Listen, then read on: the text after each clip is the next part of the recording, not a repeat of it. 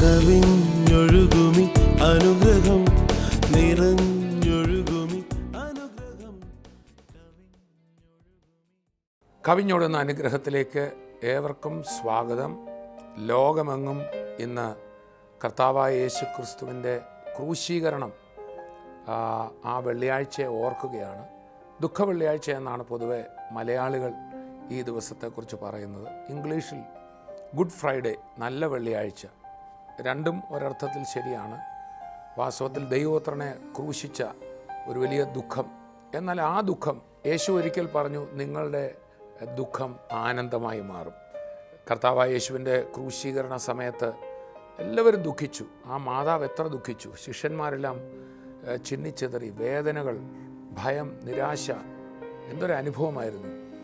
നന്മ മാത്രം ഈ ലോകത്തിന് കൊടുത്ത ആ കൈകളിൽ ലോകം ആണിയാണ് സമ്മാനിച്ചത്.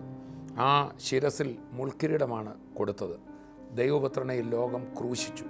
അതൊരു ദുഃഖത്തിൻ്റെ ദിവസം തന്നെയായിരുന്നു. എന്നാൽ യേശു പറഞ്ഞു, ലോകം സന്തോഷിക്കും, നിങ്ങൾ ദുഃഖിക്കും.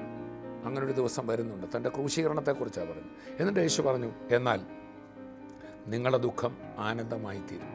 ഒരിക്കൽ യേശു പറഞ്ഞു, ഒരു സ്ത്രീ അവൾ പ്രസവവേദന എടുക്കുമ്പോൾ അവൾക്ക് വേദനയുണ്ടെങ്കിലും കുഞ്ഞിനെ കാണുമ്പോൾ ദുഃഖം മാറി ആനന്ദമാവും എന്നതുപോലെ നമ്മുടെ കർത്താവായ യേശു ക്രിസ്തു ക്രൂശിൽ ഒരു വലിയ പ്രസവ വേദനയാണ് അനുഭവിച്ചത്. അവിടുത്തെ വശം തുറന്നുകൊണ്ട് വാസ്തവത്തിൽ ഒരു പ്രസവം തന്നെയാണ് നടന്നത്.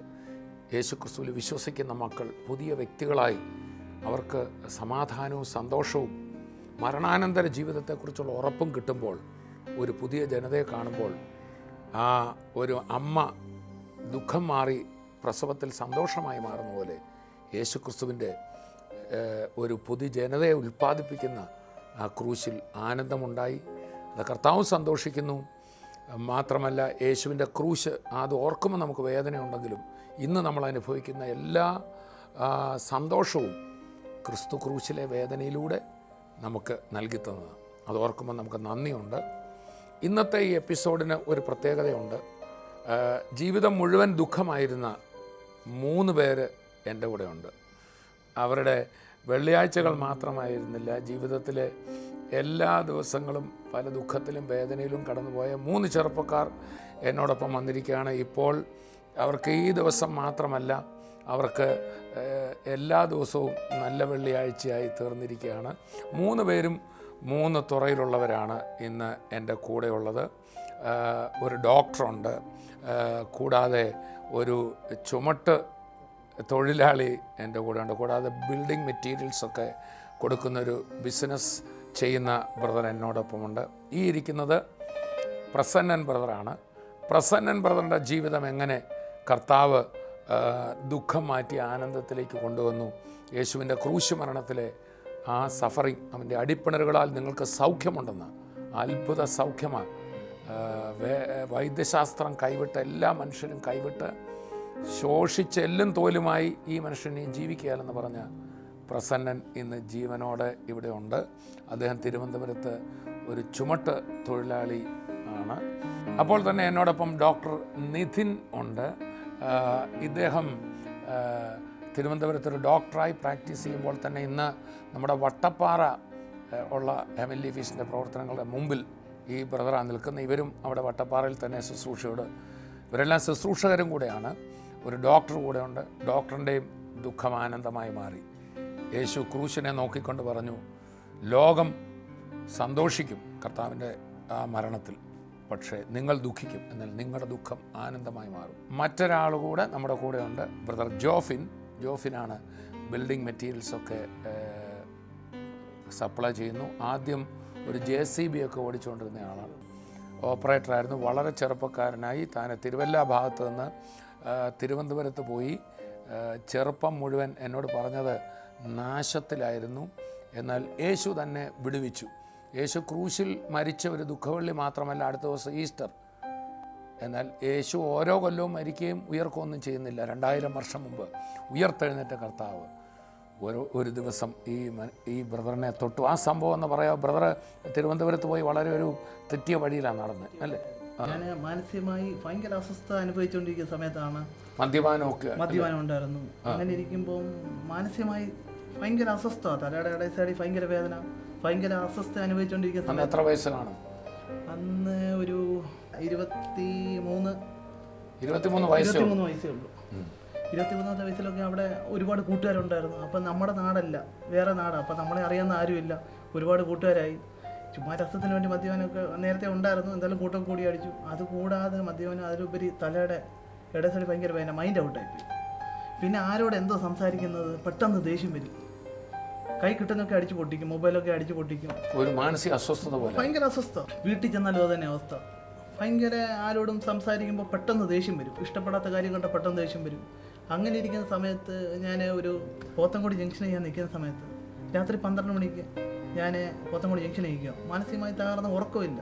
അങ്ങനെ ഇരിക്കുന്ന സമയത്താണ് ഒരു ശബ്ദം കേട്ടു, തങ്കു ബ്രദറിൻ്റെ കൂടെ പോകാമെന്നൊരു ശബ്ദം ഞാൻ കേട്ടു. തങ്കു ബ്രദറിൻ്റെ കൂടെ പോകാം? ഇല്ല, എനിക്ക് മീറ്റിംഗ് ഒന്നും വന്നിട്ടില്ല, ഞാൻ കേട്ടിട്ടും ഇല്ല, ഒന്നുമില്ല. തങ്കു ബ്രദറിന് ഞാൻ യാദൃശ്യമായി കേട്ടിട്ടുണ്ട്. തങ്കു ബ്രദറിന് കേട്ടിട്ടുണ്ട്, അല്ലാതെ വേറെ ഒന്നും അറിയത്തില്ല. സ്വർഗീയ വിരുദ്ധം എനിക്കറിയത്തില്ല, അല്ലാതെ വേറെ ഒന്നും എനിക്കറിയത്തില്ല. ഞാൻ തങ്കു ബ്രദറിനെ കണ്ടിട്ടില്ല, ആരും കണ്ടിട്ടില്ല. തോമസ് ആരും കണ്ടിട്ടില്ല. സഭയിൽ പോകുന്ന അങ്ങനെ ഇരിക്കുന്ന സമയത്താണ് ഇതൊരു ശബ്ദം കിട്ടും. അതിന് മുമ്പ് മാനസികമായിട്ട് ഔട്ടാണ്, മൈൻഡ് ഔട്ടാണ്. അങ്ങനെ ഞാൻ യേശുവെ അന്ന് ആദ്യമായിട്ടാണ് പറയുന്നത്. എൻ്റെ യേശുവെ ഈ ശബ്ദം കേട്ട് കഴിഞ്ഞു. അങ്ങനെ പിറ്റേ ദിവസം രാവിലെ അങ്ങനെ ഇരിക്കുമ്പോൾ എനിക്ക് പിന്നെ എൻ്റെ ഉള്ളിൽ നിന്ന് ഇങ്ങനെ പറഞ്ഞുകൊണ്ടിരിക്കും. പ്രാർത്ഥനയ്ക്ക് പോകും, ഇങ്ങനെ പോകും, മീറ്റിങ്ങിന് പോകുമെന്ന് പറഞ്ഞുകൊണ്ടിരിക്കുന്ന സമയത്താണ് അങ്ങനെ എൻ്റെ മമ്മിയുടെ ആങ്ങളെ ചങ്ങനാശ്ശേരി ചർച്ചയിലെ ശുശ്രൂഷനാണ്. ഞാൻ അച്ചാച്ചനെ വിളിച്ചു. അച്ചാച്ച, എനിക്കും നിങ്ങൾ പോകുന്ന തങ്കബ്രതൻ്റെ കൂടെ വരണമെന്ന് പറഞ്ഞു. അപ്പോൾ അച്ചാച്ചൻ പറയും, മോനെ നീ തങ്കബ്രതൻ്റെ കൂടെ അല്ലേ വരുന്നത്, കർത്താവായ യേശു ക്രിസ്തുവിൻ്റെ കൂടെ വന്നതെന്ന്. അങ്ങനെ എനിക്ക് പറഞ്ഞു തിരുവനന്തപുരത്ത് ഇതുപോലെ ചർച്ച ഉണ്ടെന്ന് പറഞ്ഞു. ഞാൻ അങ്ങനെ തിരുവനന്തപുരത്ത് അന്ന് പ്രിയദർശിനി ഓഡിറ്റോറിയത്തിൽ നമ്മുടെ മീറ്റിംഗ് നടക്കുന്നു. ഞാനന്ന് എൻ്റെ ബ്രദറെ ആദ്യമായിട്ട് ഞാൻ സ്വർഗീയപുരത്തിൻ്റെ മീറ്റിംഗ് അറ്റൻഡ് ചെയ്യാനായിട്ട് ചെന്ന് കയറുമ്പോൾ ഞാൻ കേൾക്കുന്നൊരു ശബ്ദം, യേശു ആരിലും വലിയവൻ. വർഷിപ്പ് നടന്നുകൊണ്ടിരിക്കുമ്പോൾ വിനോദ് ബ്രദറിനെ സാബ്രദറെ വിളിച്ച് പറയുന്നു, യേശു ആരിലും വലിയവൻ. അതിനു മുമ്പ് എൻ്റെ ധാരണ യേശു മരിച്ചു ഉയർത്തെഴുന്നേൽക്കുന്നു, പിന്നെ മരിക്കുന്നു, അങ്ങനെ ഒരു ധാരണയാണ്. പക്ഷേ യേശു ഇന്ന് ജീവിക്കുന്നുണ്ടെന്നൊരു ധാരണ എനിക്കില്ല. പല ആൾക്കാരുമാണ് വലിയവരെന്നുള്ള ധാരണ നിൽക്കുമ്പോഴാണ് യേശുവാണ് ആയാലും അത് ആ കയറി ചെന്നപ്പോൾ ഇത് കേട്ടപ്പോൾ തന്നെ എന്നിൽ നിന്ന് എന്തോ ഇറങ്ങിപ്പോകുന്നൊരു അനുഭവപ്പെട്ടു എൻ്റെ ദേഹത്ത്. അങ്ങനെ ഞാൻ അന്ന് ആദ്യമായിട്ട് അവിടെ ചെന്നപ്പോൾ ഞാൻ എൻ്റെ ജീവിതത്തിൽ കാണാത്ത കാര്യങ്ങൾ കണ്ടു. ക്യാൻസർ രോഗി സൗഖ്യമായത് സാക്ഷ്യങ്ങൾ കേട്ടു. ക്യാൻസർ രോഗി സൗഖ്യമാവുന്നു. അതുകൂടാതെ മദ്യപാനി വളഞ്ഞ കൈകൾ നിവർന്നു വന്ന് പല കാര്യങ്ങൾ എൻ്റെ ജീവിതത്തിൽ ഞാൻ ഇതുവരെ അത്രയും നാളും കാണാത്ത സംഭവങ്ങൾ എൻ്റെ ജീവിതത്തിൽ ഞാൻ കണ്ടു. അങ്ങനെ ഇരിക്കുമ്പോഴാണ് എനിക്ക് കൂടുതൽ ഇതായി. പിന്നെ ഞാൻ ഞാൻ റൂമിൽ ഇരുന്ന് ബൈബിൾ വായിക്കും. അപ്പോൾ ഞാൻ യേശുവിനെ അറിഞ്ഞു. പത്രോസ് എന്നോട് സംസാരിക്കാൻ എനിക്ക് പത്രോസ് എന്നോട് സംസാരിക്കും, നീ മാനസാന്തരപ്പെട്ട് ക്രിസ്തുവിൻ്റെ നാമത്തിൽ സ്നാനം ഏൽപ്പിൻ എന്ന പരിശുദ്ധാത്മാവെന്ന ദാനം ലഭിക്കും. വാഗ്ദത്തം നിനക്ക് നിൻ്റെ മക്കൾക്ക് നമ്മുടെ ദൈവമായ കർത്താവ് വിളിച്ചു വരുത്തിയിരിക്കുന്ന ദൂരസ്ഥന്മാരായ ഏവർക്കും ഉള്ളതല്ലോ. അത് എന്നോട് സംസാരിച്ചുവല്ല. അങ്ങനെ ഇരിക്കുമ്പോഴാണ് എന്നോട് പറഞ്ഞ പോലെ ബ്രദറെ കർത്താവിനെ അറിഞ്ഞ് അന്ന് മുതൽ ഇന്ന് വരെ ഈ നിൽക്കുന്ന നിമിഷം വരെ എൻ്റെ ജീവിതത്തിൽ അത്ഭുതം മാത്രമേ ഉള്ളൂ, സന്തോഷമാണ്. സാർ എന്നോട് ചോദിച്ചു, ജോഫിന് ഇത് എന്തുവാണോ ഭയങ്കര പുതിയ ക്രീം വല്ലതും തേച്ചിട്ടുണ്ടോ എന്ന് ചോദിച്ചു. ഞാൻ പറഞ്ഞു, പുതിയ ക്രീമൊന്നും തേച്ചല്ലേ, ഇന്നലെ ഞാൻ യേശുവിനെ ഞാൻ മീറ്റിങ്ങിനൊക്കെ പോയി തുടങ്ങിയെന്ന് പറഞ്ഞു. അങ്ങനെ നിൽക്കുമ്പോൾ തന്നെ പല കൂട്ടുകാരന്മാർ ഞാൻ വണ്ടി ഓടിച്ചുകൊണ്ട് പോകുന്ന സമയത്ത് ഓരോരുത്തർ ചോദിക്കും, സഹോദര ഇത് എന്തോന്ന് തുള്ളിച്ചാടി പാട്ടും പാടി എങ്ങോട്ട് പോകുന്നു എന്നൊക്കെ എന്നോട് ചോദിക്കും. അപ്പം എൻ്റെ ജീവിതത്തിൽ ഭയങ്കര സന്തോഷമാണ്. എന്തെന്നില്ലാതെ കർത്താവിനെ അറിഞ്ഞു കഴിഞ്ഞപ്പോൾ ആള് മാറി. എങ്ങനെയാണെന്ന് പറഞ്ഞില്ല, ദേഷ്യം പോയി. ഇന്നിപ്പം ഇത്രയും വർഷം, ഏകദേശം 6 വർഷമായി അത്ഭുതകരമായി ജീവിതം ദൈവം അവിടുന്ന് ഉയർത്തി. അന്ന് JCB ഓടിക്കുമായിരുന്നു. അവിടുന്ന് പിന്നെ സ്വന്തം ബിസിനസ് വന്നു. ഇന്ന് വാഹനങ്ങളായി, 2 ടിപ്പറുണ്ട്. ബ്രദർ ഡോക്ടറാണല്ലോ അവിടുത്തെ കാര്യങ്ങൾ നയിക്കുന്നത്. ബ്രദർ വളരെ കർത്താവിന് വേണ്ടി ആക്റ്റീവായിട്ട് ഇപ്പോൾ കർത്താവിന് വേണ്ടി ഒത്തിരി കാര്യങ്ങൾ ചെയ്തുകൊണ്ടിരിക്കുക. യൂത്തിൻ്റെ ഇടയിലും യുവജനങ്ങളുടെ ഇടയിലും ഇതുപോലെ തന്നെ സൗറിൻ്റെ ആജീവ സാഹചര്യങ്ങളായിരുന്ന വ്യക്തികളുടെ ഇടയിലും ഒക്കെ വലിയൊരു അത്ഭുത സാക്ഷ്യമായിട്ട് ഈ സൗർ ഇന്ന് അവിടെ നിൽക്കുവാണ്. അപ്പോൾ തന്നെ ഡോക്ടറുടെ ചെറുപ്പത്തെക്കുറിച്ച് എന്നോട് പറഞ്ഞായിരുന്നു. ആ മെഡിസിന് പഠിക്കുന്ന സമയത്തല്ലേ ഒത്തിരി പ്രതിസന്ധികളിലൂടെ പോയി. അതെന്തായിരുന്നു? അതുപോലെ ഞാൻ വിദ്യാഭ്യാസ സമയത്ത് കോളേജിലായിരുന്ന സമയത്ത് ഞാനും ഇതുപോലെ മദ്യപാനത്തിലും ഈ ലോകത്തിലെ യുവജനങ്ങൾ പോകാവുന്ന എല്ലാ വഴികളിലും ഞാനും നടന്നു. എൻ്റെ പഠിത്തം നശിച്ചു, ആകെ തകർന്നു. എനിക്ക് നിരാശയായി ജീവിതത്തിൽ. അത് കഴിഞ്ഞപ്പോഴത്തേക്കും പിന്നെ എനിക്ക് പഠിക്കാനുള്ള ആഗ്രഹമില്ല. എൻ്റെ കൂടെ ഉണ്ടായിരുന്ന സുഹൃത്തുക്കളെല്ലാം നല്ല മാർക്ക് മേടിക്കുമ്പോൾ എനിക്ക് മാത്രം ഏറ്റവും മോശപ്പെട്ട മാർക്ക് കിട്ടിക്കൊണ്ടിരുന്നു. അങ്ങനെ എൻ്റെ ജീവിതം വലിയൊരു നിരാശയിലേക്ക് പോയി. എനിക്ക് എന്ത് ചെയ്യണമെന്ന് അറിയത്തില്ല. പഠിക്കാനുള്ള ആഗ്രഹമേ മുഴുവൻ ഹൃദയത്തിൽ നിന്ന് അങ്ങ് പോയി. അങ്ങനെ ആകെ നിരാശയിലിരിക്കുമ്പോഴാണ് ഞാൻ 2009 നമ്മുടെ ഒരു മീറ്റിങ്ങിലേക്ക് കടന്നു വരുന്നത്. ആ മീറ്റിങ്ങിന് കടന്നു വന്നപ്പോഴത്തേക്കും വരാൻ ആഗ്രഹമുണ്ടായിട്ട് വന്നതല്ല, പക്ഷേ അവിടെ ഒരു അമ്മയെ കൊണ്ടുവിടാനായിട്ട് വന്നതാണ്. കൊണ്ടുവിടാൻ വന്നതാണ്. അമ്മയെ കൊണ്ടുവിടാൻ വന്നപ്പോഴത്തേക്ക് അമ്മ പറഞ്ഞു കയറി ഇരിക്കുക എന്ന് പറഞ്ഞു. അങ്ങനെ ഞാൻ ആ മീറ്റിങ്ങിന് ഏറ്റവും ബാക്കിൽ ഇരിക്കുക. അപ്പോൾ അവിടെ മെസ്സേജ് പറഞ്ഞുകൊണ്ടിരുന്ന ജൂൻബർ ഇങ്ങനെയാണ് പറഞ്ഞത്. അതുവരെ ഞാൻ കരുതിയിരുന്നത് നമ്മളൊരു നല്ല വ്യക്തി ആയതിനു ശേഷം പ്രാർത്ഥിച്ചാൽ മാത്രമേ യേശു പ്രാർത്ഥന കേൾക്കുമെന്നാണ് ഞാൻ കരുതിയിരുന്നത്. പക്ഷെ അന്ന് ആ മീറ്റിങ്ങിന് വന്നപ്പോഴത്തേക്കും ജൂൻബർ മീറ്റിങ്ങിനിടയിൽ ഇങ്ങനെയാണ് പറഞ്ഞത്, നിങ്ങൾ ഏറ്റവും മോശപ്പെട്ട വ്യക്തിയായിരിക്കാം, പക്ഷേ നിങ്ങളെയും യേശു സ്നേഹിക്കുന്നുണ്ട്. അപ്പോൾ എനിക്ക് അവിടെ നിന്ന് ഞാൻ മോശപ്പെട്ട വ്യക്തിയാണെങ്കിലും യേശു എന്നെ സ്നേഹിക്കുന്നുണ്ടോ എന്നിങ്ങനെ എൻ്റെ ഹൃദയത്തിൽ ചിന്തിച്ചു. അപ്പോൾ ഞാൻ അവിടെ നിന്ന് വെറുതെ ഇങ്ങനെ ഹൃദയത്തിൽ ചിന്തിച്ചതാ, യേശുവെ നീ എന്നെ സ്നേഹിക്കുന്നുണ്ടെങ്കിൽ എൻ്റെ ജീവിതത്തിലെ ഈ വിഷയങ്ങൾ, എനിക്ക് ഈ മദ്യപാനം മാറ്റാൻ പറ്റുന്നില്ല, എൻ്റെ ജീവിതത്തിലെ ഈ ചീത്ത ക്യാരക്ടേഴ്സ് ഒന്നും മാറ്റാൻ പറ്റുന്നില്ല, നീ ഒന്നും മാറ്റി തരണമേ എന്നൊന്ന് ഹൃദയത്തിൽ വിചാരിച്ചതേ ഉള്ളൂ. വേറെ ഞാൻ അന്നൊന്നും ഫീൽ ചെയ്തില്ല. പക്ഷേ എനിക്ക് തിരികെ മടങ്ങി ഭവനത്തിലെത്തിയപ്പോൾ വലിയ സന്തോഷം വേറെ, അതുവരെ ഇല്ലാത്തതുപോലെ എന്തോ ഒരു എനിക്ക് സന്തോഷത്തിന് കാരണം അറിയത്തില്ല. അതിനുശേഷം തുടർന്ന് മദ്യപാനം എൻ്റെ ജീവിതത്തിലെ എല്ലാ വിഷയങ്ങളും അന്നത്തോടെ മാറി. എൻ്റെ വിദ്യാഭ്യാസം കർത്താവ് നല്ലൊരു വിജയം എനിക്ക് തന്നു. അതുപോലെ തന്നെ എനിക്ക് സ്വന്തമായിട്ടൊരു സ്ഥാപനം കർത്താവ് ട്രിവാൻഡ്രം സിറ്റിയിൽ തന്നെ എനിക്ക് സ്വന്തമായിട്ടൊരു ക്ലിനിക്ക് സ്വന്തമായിട്ട് കർത്താവ് തന്നു. എവിടെയാണോ തകർന്നത് ഡെന്റൽ ക്ലിനിക്ക് കർത്താവ് തന്നു. എവിടെയാണോ തകർന്നത് അവിടെ കർത്താവ് ഉയർത്തി മാനിച്ചു. ഇന്ന് മാത്രമല്ല, അവിടെ വട്ടപ്പാറ ശുശ്രൂഷയുടെ മുമ്പിൽ നിൽക്കുന്നു. കർത്താവ് അത്ഭുതകരമായി നടത്തി. അപ്പോൾ തന്നെ വട്ടപ്പാറയിൽ നിന്ന് അവരെല്ലാവരും വന്ന് ട്രിവാൻഡ്രത്ത് പ്രസന്നൻ ബ്രദറിൻ്റെ സാക്ഷ്യവാസത്തിൽ ഇന്നത്തെ പ്രധാന സാക്ഷ്യം, കർത്താവായ യേശു ക്രിസ്തു ക്രൂശിൽ മരിച്ചപ്പോൾ യാതന അനുഭവിച്ചപ്പോൾ ആ പെസഹ ദിവസം കർത്താവിനെ അവർ പിടിച്ചു, കർത്താവിനെ അവർ ഉപദ്രവിച്ചു. ആ വെള്ളിയാഴ്ച കർത്താവിനെ ക്രൂശിച്ചു എന്നാണല്ലോ വിശ്വസിക്കുന്നത്. അതാണ് ലോകത്തിൽ ആ ദുഃഖത്തിൻ്റെ വെള്ളിയാഴ്ചയായി എല്ലാവരും ആചരിക്കുമ്പോൾ അത് നമ്മളുടെ വേദനയും ദുഃഖവും രോഗവും മാറുവാനായിരുന്നു. പ്രസന്നൻ ബ്രദർ വാസ്തവത്തിൽ എന്തായിരുന്നു ആ രോഗം? ഒരു ആൻകൈലോസിംഗ് സ്പോണ്ടിലൈറ്റിസ് എന്ന് പറയുന്നത് ലോകത്തിൽ തന്നെ 0.1% മാത്രമേ വരാറുള്ളൂ. വളരെ റെയർ ആയിട്ടുള്ള രോഗമാണ്. ചികിത്സ ഇതുവരെ കണ്ടുപിടിച്ചിട്ടില്ല. ഡോക്ടർ അതിനെക്കുറിച്ച് പിന്നെ പഠിച്ചു നോക്കി. പിന്നെ ഇത് ബ്രദറിന്റെ റിസൾട്ട് കണ്ടപ്പോഴത്തേക്കും ഞാൻ അതിനെക്കുറിച്ച് വായിച്ചു നോക്കുമായിരുന്നു. അങ്ങനെയാണ് മനസ്സിലായത്. ഇദ്ദേഹത്തിന്റെ അവസ്ഥ എന്ന് പറഞ്ഞാൽ ശരീരം തീരെ അങ്ങ് 19 കിലോ ആയിട്ട് കുറഞ്ഞു. 66 കിലോ വെയിറ്റ് ആയിരുന്നു ഭാരം. അത് ലാസ്റ്റില് 19 കിലോ വെയിറ്റ് ആയി. 19 കിലോ. അതെ, 19 കിലോ വെയിറ്റ്. എന്റെ ശരീരത്തിൽ മാംസം എന്ന് പറയണ ഇല്ല ബ്രദറെ. എന്നുവെച്ചാൽ ഒരു അസ്ഥി കൂടം എങ്ങനെ ഇരിക്കും അതുപോലെ ആയിരുന്നു. എൻ്റെ വീട്ടുകാർക്ക് മാത്രമേ എന്നെ തിരിച്ചറിയാൻ പറ്റുള്ളായിരുന്നു. ഏത് ഭാഗത്താണ് താമസിക്കുന്നത്? പോത്തൻകോട്. അവിടെ വന്ന് ആരോട് ചോദിച്ചാലും അറിയാം? എല്ലാവർക്കും അറിയാം. ഞാൻ പോത്തൻകോട് യൂണിയനിലാണ് എനിക്ക് ജോലി. 39 തൊഴിലാളികളുണ്ട്, ചുമട്ട തൊഴിലാളികൾ. പക്ഷെ അവർക്ക് പോലും എന്നെ വന്ന് കണ്ടിട്ട് തിരിച്ചറിയാൻ പറ്റാത്ത അവസ്ഥയായിരുന്നു. കൂടെ ചുമക്കുന്നു. അതെ, കൂടെ ജോലിയായിട്ട് നിൽക്കുന്നു. അവർക്ക് പോലും മനസ്സിലായി. ചുമട്ട് ജോലിയൊക്കെ ചെയ്തുകൊണ്ടിരുന്നതിന്റെ ഇടയിലാണോ ഇങ്ങനെ സംഭവിച്ചത്? അതെ ബ്രദറെ, ഞാൻ ഇങ്ങനെ 2010 എനിക്ക് ഇത് വരുന്നത്. വന്ന് ആദ്യം വൈദ്യന്മാരെ പോയി കണ്ട അവർ പറഞ്ഞെന്ന് വെച്ചാൽ ഇത് വാദസംബന്ധമായ അസുഖമാണ്, 1 മാസം മരുന്ന് കഴിച്ചാൽ മാറുമെന്ന്. തുടക്കം എങ്ങനെയായിരുന്നു? തുടക്കം എന്ന് വെച്ചാൽ എൻ്റെ കയ്യിൽ എങ്ങനെ ജോലിയായിട്ട് ഇങ്ങനെ സമയത്ത് പെട്ടെന്ന് കൈക്ക് ഒരു വേദന വന്നത്. ഈ വേദന ഓരോ ദിവസം കഴിയും തോറും എൻ്റെ ശരീരം മൊത്തം വ്യാപരിച്ച്. സന്ധികളിലാണോ മുഴുവൻ മൊത്തം എല്ലാ ഏറ്റവും കൂടുതൽ ജോയിന്റുകളെ വേദനയും നീരും വന്നത്. പക്ഷെ അത് മൊത്തം ശരീരം മൊത്തം പടന്ന് വേദന എന്ന് വെച്ചാൽ രാത്രികാലങ്ങളിൽ നിലവിളിയാണ്, ഉറക്കമില്ല. 19 മാസം ഞാൻ ഉറങ്ങിയിട്ടില്ല. ഉറങ്ങിയിട്ട് 1 മണിക്കൂർ പോലും എനിക്ക് ഉറങ്ങാൻ കഴിഞ്ഞിട്ടില്ല. വേദന വെച്ചാൽ വിളിയാണ്, നെല്ല് വിളിയാണ്. വേദന ഒന്നും ചെയ്യാൻ പറ്റും. ഒരേ കിടപ്പ്. ആദ്യമൊക്കെ ചെറുതായിട്ട് നടക്കാൻ പറ്റും, പിന്നെ മൊത്തത്തിൽ കിടപ്പായി. 19 മാസം കിടന്നു. 19 മാസം കിടപ്പായിരുന്നു. ഒരേ കിടപ്പ് വെച്ചാൽ എന്നെ എടുത്തോണ്ടാ പോണ. എവിടെ പോയാലും ഡോക്ടർമാരെ കാണാൻ പോയാലും വൈദ്യന്മാരെ കാണാൻ പോയാലും എന്നെ എടുത്തോണ്ടാ പോകുന്നത്. ഒടുവിൽ ഈ രോഗം എന്റെ പേര് പറഞ്ഞു ആൻകൈലോസിംഗ് സ്പോണ്ടിലൈറ്റിസ്. ഇത് ഡോക്ടർമാർ കണ്ടുപിടിച്ചു കഴിഞ്ഞ പിന്നെ എന്തോ ഡോക്ടേഴ്സ് പറഞ്ഞ് ചികിത്സ ഉണ്ടായിരുന്നു? ചികിത്സ ഇല്ല. അവർ പറഞ്ഞെന്ന് വെച്ചാൽ ഇത് 1 ലക്ഷത്തിൽ ഒരാളിനെ ഈ അസുഖം വരത്തുള്ളൂ. പക്ഷെ ഇന്ന് വരെ ആയിട്ട് ഇതിന് മരുന്ന് കണ്ടുപിടിച്ചിട്ടില്ല. ഇത് നമ്മൾ ആയുഷ്കാലം മൊത്തം എത്ര നാൾ ജീവിച്ചിരിക്കുന്നു അത്രയും നാൾ വേദനയ്ക്കുള്ള ഗുളിക കൊണ്ട് ഇത് വേദന കുറച്ച് നിർത്താനേ പറ്റുള്ളൂ, അല്ലാതെ ഇത് ഇനി ഒരു മനുഷ്യനായിട്ട് ജീവിച്ചിരിക്കുക, ഇങ്ങനെ ജോലി ചെയ്യാനോ ഒന്നും പറ്റത്തില്ല. എൻ്റെ ഒരു സൈഡ് തളർന്നു പോയി, ഒരു സൈഡ് തളർന്ന് ഈ വലത്തെ കാല് ഈ കനമായി, ബ്ലഡ് ഓട്ടം ഇല്ലാതെ ഈ കനത്തോളമായി.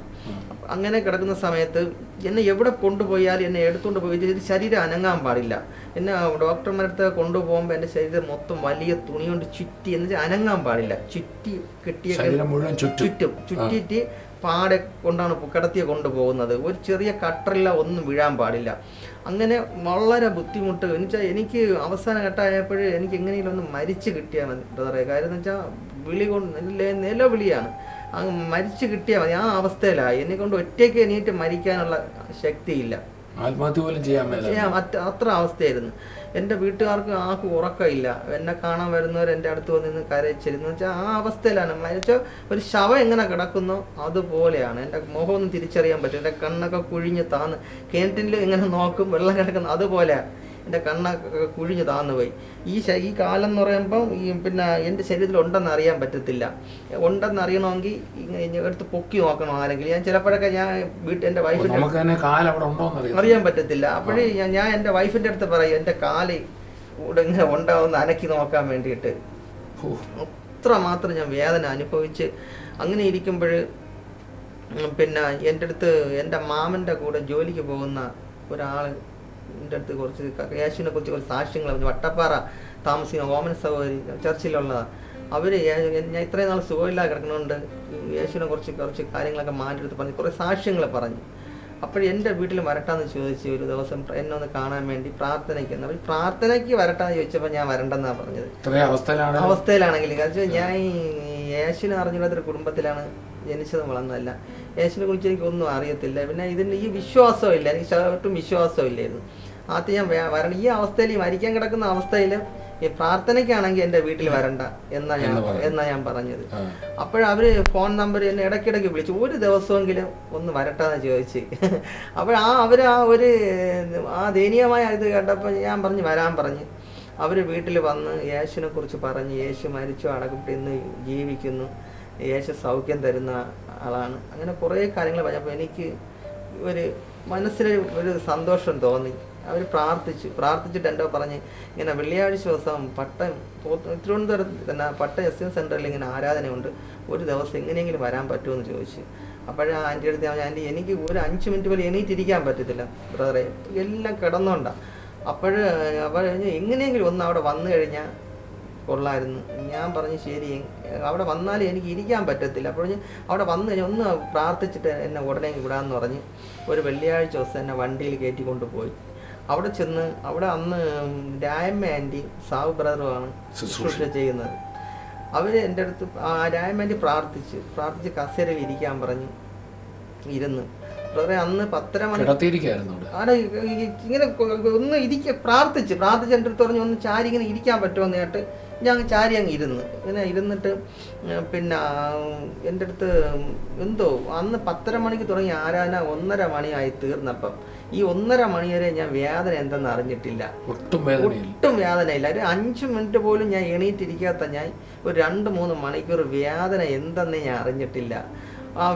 എൻ്റെ ആരാധന എല്ലാം കഴിഞ്ഞ് ആദ്യം എത്തിയപ്പോൾ എൻ്റെ ചോദിച്ച് എങ്ങനെ ഉണ്ട് എണീറ്റ് നടക്കാൻ പറ്റുമെന്ന് കേട്ട് എന്തോ എനിക്ക് എണീറ്റ് നടന്നപ്പം വേദന നല്ല കുറവായി. നല്ല മനസ്സിൽ എണീറ്റ് നടന്ന് അവിടെ മൊത്തം എന്നെ നടത്തിച്ചിട്ട് സഹബ്രത എൻ്റെ അടുത്ത് പറഞ്ഞ് ഞാൻ ഈ യൂണിയൻ ജോലി എന്ന് പറഞ്ഞുകൊണ്ട് എൻ്റെ അവിടെ ഒരു വലിയൊരു ബോക്സ് ഇരിക്കുകയായിരുന്നു, ആരാധനയ്ക്ക് വെച്ചേക്കുന്ന ബോക്സ്. അപ്പോൾ സഹബ്രത പറഞ്ഞു ഈ ബോക്സ് ഈ സഹോദരൻ്റെ അസുഖമെല്ലാം കർത്താവ് സൗഖ്യമാക്കിയിട്ടുണ്ട്, ഈ ബോക്സ് എടുത്ത് വെളിയിൽ കൊണ്ടുവന്ന് വയ്ക്കാൻ പറഞ്ഞു, സ്പീക്കർ.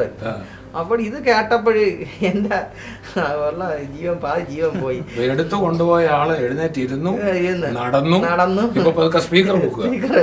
അപ്പോഴും ഞാൻ അങ്ങനെ മടിച്ചു നിന്ന്. കാരണം വെച്ചാൽ ഇതിന്റെ വെയിറ്റ് എനിക്ക് അറിയില്ല, തറയിൽ വീഴോ, എണീറ്റ് എന്നെ എടുത്തോണ്ട് വന്നതാണ് എന്നെ. പക്ഷെ ഞാൻ ഇപ്പൊ എണീറ്റ് നിൽക്കുന്നു, പക്ഷേ ഈ ബോക്സ് എടുത്താൽ എന്ത് സംഭവിക്കും എന്നുള്ളത് എനിക്ക് ഒരു ഇതുമില്ല. അങ്ങനെ സാഹോദർ പറഞ്ഞോണ്ട് സഹോദര ധൈര്യമായിട്ട് ഒരു കുഴപ്പമില്ല, കർത്താവ് പൂർണ്ണ സൗഖ്യം തന്നു കഴിഞ്ഞു. ഞാൻ ബ്രദറെ എന്തോ എൻ്റെ യേശുവിനെ ഞാൻ അപ്പോഴാണ് യേശു മനസ്സിൽ ഹൃദയത്തിൽ നൊന്ത് യേശുവിനെ വിളിക്കുന്നത്. അപ്പോഴാണ് ഞാൻ ബോക്സ് എടുത്ത് എങ്ങനെ കൊണ്ട് വെളിയിൽ കൊണ്ട് വെച്ചെന്ന് എനിക്ക് അറിയില്ല. എടുത്ത് എങ്ങനെയോ എടുത്ത് കുറച്ച് ദൂരം നടന്നു പോകണം, കൊണ്ടുവന്ന് വെളിയിൽ കൊണ്ടുവന്ന് വെച്ചു.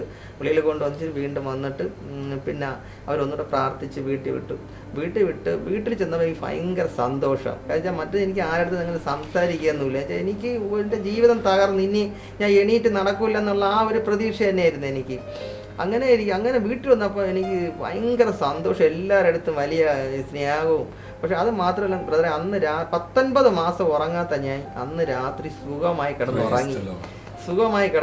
അത് കഴിഞ്ഞപ്പോൾ ഓരോ ദിവസം കഴിയും തോറും എൻ്റെ ശരീരത്തിന് മാറ്റം വന്നു തുടങ്ങി. പിന്നെ അപ്പോഴും എനിക്ക് എല്ലാവരും എന്നെ അറിയാമെന്നുള്ള എല്ലാവരും പറഞ്ഞു, പ്രസന്ന ഇനി എണീറ്റ് നടക്കത്തില്ല, അവനിനി ജോലിയൊന്നും ചെയ്യാൻ പറ്റിയില്ല, ഒരു സൈഡ് തളർന്ന് കിടക്കുകയാണ്, ഇനി ഈ ജോലിയൊക്കെ വേറെ ആർക്കെങ്കിലും കൈമാറണമെങ്കിലേ പറ്റുള്ളൂ എന്നൊക്കെ പറഞ്ഞ് എനിക്ക് വീണ്ടും ഭയങ്കര ആഗ്രഹം, എനിക്ക് ഇനി പോത്തങ്ങോട്ട് ജോലി ചെയ്യണം, ചുമടെടുക്കണം. അപ്പോഴ് ഏകദേശം ഞാൻ ഒരു 2-3 ആഴ്ച കഴിഞ്ഞേ ഉള്ളൂ. അപ്പോഴേ മനസ്സിൽ വീണ്ടും ആഗ്രഹം, എനിക്ക് ജോലി സൗഖ്യം തുടങ്ങി 2-3 ആഴ്ചയായി. ശരീരം പുഷ്ടി ചെറുതായിട്ട് വന്ന് തുടങ്ങിയതേ ഉള്ളൂ. അപ്പോഴേ ഞാൻ വീണ്ടും എനിക്ക് ചെറുതായിട്ട് എണീറ്റ് നടക്കാൻ തുടങ്ങിയപ്പോൾ തന്നെ ഞാൻ വീണ്ടും ആഗ്രഹിച്ചു എനിക്ക് ഇനിയും ജോലി ചെയ്യണമെന്ന്. അങ്ങനെ പോയി ബ്രദറെ. അങ്ങനെ പോയി ഒരു തിങ്കളാഴ്ച ദിവസമാണ് ഞാൻ ജോലിക്കായിട്ട് കയറുന്നത്. ജോലിക്കായിട്ട് ചെന്നപ്പോഴേ അന്ന് ഏറ്റവും കൂടുതൽ പച്ചക്കറി വരുന്ന ദിവസമാണ്. വണ്ടി നിരന്ന് കിടക്കുകയാണ് അന്ന്. അങ്ങനെ ഫസ്റ്റിൽ തന്നെ ഒരു ചാക്ക് എൻ്റെ തലയിലെടുത്ത് വെച്ച്, അപ്പോഴെന്ന് വെച്ചാൽ നല്ല ക്ലിയർ ആയില്ല, ഒരു 50 കിലോ വെയിറ്റ് ഉണ്ട്. ആ എടുത്തോണ്ട് ചെറിയ ഒരു സ്റ്റെപ്പ് അങ്ങോട്ട് കയറിയപ്പോൾ തന്നെ ഞാൻ കൊണ്ടങ്ങ് മറിഞ്ഞപ്പോൾ എൻ്റെ അടുത്ത് ഒരാള് ഞാൻ അന്ന് വരെ ഞാൻ കണ്ടിട്ടില്ല, അത്രയും വർഷമായിട്ടും അദ്ദേഹത്തിനെ ആദ്യമായിട്ട് കാണുന്നത്. അദ്ദേഹം ഞാൻ ഇങ്ങനെ കൊണ്ട് കമന്നതും എൻ്റെ വലത്തെ കയ്യിൽ ഇങ്ങനെ പിടിച്ചിട്ട് ഈ ചാക്കങ്ങ് ബാക്കിലോട്ട് തള്ളി. അത് തള്ളായിരുന്നെങ്കിൽ എൻ്റെ മുതുകെ വീഴുള്ളായിരുന്നു. പക്ഷേ ഞാൻ വിചാരിക്കണം അത് യേശു ആണെന്ന് എനിക്ക് വെച്ചാൽ ഞാൻ അന്നുവരെയായിട്ട് കണ്ടിട്ടില്ല അദ്ദേഹത്തിന്. അത്ഭുതകരമായിട്ട് തന്നെ അവിടെ നിന്ന് വിടിവിച്ച് 1 കിലോ സാധനം തൂക്കിയെടുക്കല്ലെന്ന് പറഞ്ഞതാണ് ഡോക്ടർമാരും വൈദ്യന്മാരും എന്നെ ചികിത്സിച്ചു. പക്ഷെ അവസാനം കർത്താവിൻ്റെ കൃപ കൊണ്ട് 110 കിലോ വെയിറ്റ് വരെ എടുക്കാൻ വേണ്ടിയിട്ട് കർത്താവ് പൂർണ്ണ ആരോഗ്യം 110 കിലോയുള്ള ചാക്ക് വരെ എടുത്തു. ഒരു കുഴപ്പമില്ല. ഈ സൗഖ്യം കിട്ടിക്കഴിഞ്ഞ എത്ര നാൾ ചുമടെടുത്ത് ഇപ്പോഴൊരു 6 മാസം ആയതേ ഉള്ളൂ പോയിരുന്നിട്ട്. 4 വർഷം വരെ സ്ഥിരം പിന്നെ എടുത്ത് സൗഖ്യമായിട്ട് ഇപ്പൊ എത്ര വർഷമായി? മൊത്തം 6 വർഷമായി. അപ്പം ഈ 4 വർഷം പിന്നെയും വലിയ ചുമടുകൾ, ഒരു കുഴപ്പമില്ല, പൂർണ്ണ ആരോഗ്യം. എല്ലാവർക്കും അത്ഭുതമാണ്. ഞാൻ എണീറ്റ് നടക്കൂലെന്ന് വിധി എഴുതി അവരും ഭയങ്കര അത്ഭുതം. മാത്രമല്ല ജീവിതത്തിലും വീട്ടിലും എല്ലാം വലിയ മാറ്റം ഉണ്ടായി. എല്ലാരും കർത്താവിനെ അറിഞ്ഞു ഒരു പുതിയ വ്യക്തിയായി, പുതിയ വീടായി. എന്തൊരു അത്ഭുതമാണ് വാസ്തവത്തിൽ. യേശുക്രിസ്തു ക്രൂശിൽ മാനവജാതിയുടെ പാപത്തിനും രോഗത്തിനും ശാപത്തിനും വേണ്ടി മരിച്ചു എന്ന് പറയുന്നൊരു കഥയല്ല, ഏതോ ഒരു പുരാണം നമ്മൾ പറയല്ല, അത് വാസ്തവമായി നടന്നതാണ്. യേശുക്രിസ്തുവിൻ്റെ അടിപ്പിണരുകളാൽ സൗഖ്യം ഉണ്ടെന്ന സത്യം നമ്മുടെ കണ്ണാലെ നമ്മൾ കാണുകയാണ്. പ്രസന്നൻ ബ്രദറിനെ കാണുമ്പോൾ, ഈ സഹോദരന്മാരെ ഡോക്ടറെ കാണുമ്പോൾ, ജോഫിനെ കാണുമ്പോൾ നമുക്ക് അത് വ്യക്തമാകുക. ഒരു മനുഷ്യൻ്റെ ആത്മാവിലും ശരീരത്തിലും മനസ്സിലും സ്വഭാവത്തിലും പാടെ രൂപാന്തരം വരുത്തുവാനാണ് ക്രിസ്തു കാൽവറിയിൽ മരിച്ചത്. പത്രോസ് പറയുമ്പോൾ അവൻ നമ്മുടെ പാപങ്ങളെ ചുമന്നുകൊണ്ട് കുരിശന്മേൽ കയറി. അവൻ്റെ അടിപ്പിണരുകളാൽ നിങ്ങൾക്ക് സൗഖ്യം വന്നുമിരിക്കുന്നു. പാപത്തിൻ്റെയും മദ്യപാനത്തിൻ്റെയും ലോകമോഹത്തിൻ്റെയും പിടിയിലായിരുന്ന ഇവർ മാത്രമല്ല, എൻ്റെയും ജീവിതാനുബാധ നിങ്ങൾ പലപ്പോഴും കേട്ടിട്ടുണ്ട്. എന്നെയും രൂപാന്തരപ്പെടുത്തിയ കർത്താവ് ഇന്ന് ഇത് കണ്ടുകൊണ്ടിരിക്കുമ്പോൾ ഇതേ അത്ഭുതങ്ങൾ പ്രാപിക്കാൻ തയ്യാറായിക്കൂ. തളർന്ന് കട്ടിലിൽ കിടക്കുന്ന രോഗി യേശുവിൻ്റെ നാമത്തിൽ വിടുതലാവും. ദുഃഖവെള്ളിയാഴ്ച എന്ന് പറഞ്ഞാൽ അത് ക്രിസ്തുവിൻ്റെ മരണത്തെ ഓർക്കുന്നുള്ളൂ. ക്രിസ്തു ഇന്ന് ക്രൂശിലല്ല, അവിടുന്ന് ഉയർത്തെഴുന്നേറ്റ് നിങ്ങളുടെ തൊട്ട് സമീപമുണ്ട്. ഇപ്പോൾ ഞങ്ങൾ ചേർന്ന കരങ്ങൾ കോർത്ത് നിങ്ങൾക്ക് വേണ്ടി പ്രാർത്ഥിക്കാൻ പോവാം. ഞങ്ങൾക്ക് വിശ്വാസമുണ്ട്, പ്രാർത്ഥിക്കുന്ന നിമിഷം പ്രസന്നനെ പോലെ തളർന്നവർ എഴുന്നേൽക്കാൻ പോവുകയാണ്. മദ്യപാനത്തിൻ്റെ പിടിയിലായവർ വിടുതലാകാൻ പോവുകയാണ്. ഡോക്ടറെ പോലെ വിദ്യാഭ്യാസ ജീവിതം തകർന്ന ചെറുപ്പക്കാർ വിടുതലാകാൻ പോവുക. യേശു ജീവനോടെയുണ്ട്. നമുക്ക് പ്രാർത്ഥിക്കാം. പിതാവേ, ഞങ്ങൾ ഒന്നിച്ചേർന്ന് അങ്ങയെ സ്തുതിക്കുന്നു. ഞങ്ങൾ ഒന്നിച്ചിപ്പോൾ പ്രാർത്ഥിക്കുമ്പോൾ ഇത് കണ്ടുകൊണ്ടിരിക്കുന്ന ഓരോ വ്യക്തികളുടെ മേലും കർത്താവിൻ്റെ അത്ഭുതകരം നീട്ടുന്നതിനായി സ്തോത്രം. കർത്താവേ, ഈ ദിവസം ദുഃഖത്തിൻ്റെ വെള്ളിയാഴ്ചയായി ലോകം ഞങ്ങൾ ദുഃഖിക്കുമ്പോൾ യേശു ക്രിസ്തു പറഞ്ഞു, എൻ്റെ ദുഃഖം നിങ്ങൾക്ക് ആനന്ദമായി മാറും. ഇന്ന് അനേകർക്ക് ഇന്ന് ആനന്ദ ദിവസമായി മാറട്ടെ. യേശുവിൻ്റെ അടിപ്പിണരുകളാൽ സൗഖ്യമുണ്ടാകട്ടെ. തളർന്ന് കിടക്കുന്നവർ എഴുന്നേൽക്കട്ടെ. മദ്യപാന കെട്ടുകൾ പൊട്ടിമാറട്ടെ. വിദ്യാർത്ഥികൾ വിടുതലാകട്ടെ. കർത്താവെ, ഏത് രോഗത്താൽ ഭാരപ്പെട്ട് ഇന്ന് ഞങ്ങളെ കേൾക്കുന്നവരുണ്ടോ, യേശു കർത്താവിൻ്റെ അത്ഭുതകരം അവരുടെ മേൽ നീട്ടിയതിനായി സ്തോത്രം. സോറിയാസിസ് പോലെയുള്ള രോഗം സൗഖ്യമാകുന്നു. വലിയ വലിയ പരുക്കൾ ഉച്ചി മുതൽ താഴോട്ട് ശരീരത്തിൽ പലയിടത്തുമുള്ള ആരോ ഇപ്പോൾ തന്നെ സൗഖ്യമാകുന്നു. വായ്ക്കകത്ത് ടേസ്റ്റ് കിട്ടാത്ത, എപ്പോഴും ഒരു ഉപ്പ് പോലെ തോന്നിക്കുന്ന രോഗം യേശുവിൻ്റെ നാമത്തിൽ വിട്ടുമാറുന്നു. ഭയം സൗഖ്യമാകുന്നു. Psychiatric problem വിടുതലാകുന്നു. തകർന്ന ബിസിനസ്സുകൾ വിടുതലാകുന്നു. വഴികൾ തുറക്കുന്നു. കർത്താവെ, ഞങ്ങൾ ഒന്നിച്ചേർന്ന് പ്രാർത്ഥിച്ച് അനുഗ്രഹിക്കുക. മറ്റ് പല രോഗികൾ ഞങ്ങളെ കേട്ടല്ലോ. കർത്താവ് വിടുവിക്കുന്നതിനായി സ്തോത്രം. പ്രാർത്ഥന കേട്ടതിനായി നന്ദി. യേശുവിൻ നാമത്തിൽ തന്നെ ആമേൻ, ആമേൻ. പ്രിയപ്പെട്ടവരെ, അപ്പോൾ തന്നെ ഏറ്റവും വലിയ സൗഖ്യം ആത്മാവിൻ്റെ രോഗമായ പാപത്തിൽ നിന്നുള്ള വിടുതൽ. ഒരു പക്ഷപാത രോഗിയോട് യേശു പറഞ്ഞു, മകനെ, നിൻ്റെ പാപങ്ങൾ ക്ഷമിച്ചു തന്നിരിക്കുന്നു. ശരീരം മാത്രമല്ല, ആത്മാവിൻ്റെ രോഗമായ പാപം യേശു ക്ഷമിക്കുന്നു. ആ പാപക്ഷമയും നിത്യജീവനും മരണാനന്തര ജീവിതത്തെക്കുറിച്ചുള്ള ഉറപ്പും ക്രിസ്തുവിൽ പ്രാപിക്കുക. കർത്താവ് നമ്മെ അനുഗ്രഹിക്കട്ടെ. അടുത്ത ദിവസങ്ങളിൽ ഏറ്റവും നല്ല പ്രോഗ്രാമുകൾ നമുക്കായി ഒരുങ്ങുന്നു. അടുത്ത എപ്പിസോഡുകളിൽ കാണാം. അതുവരെയും കർത്താവ് തൻ്റെ കൃപയിൽ നമ്മെ സൂക്ഷിക്കട്ടെ. I bless you in Jesus' name. Amen.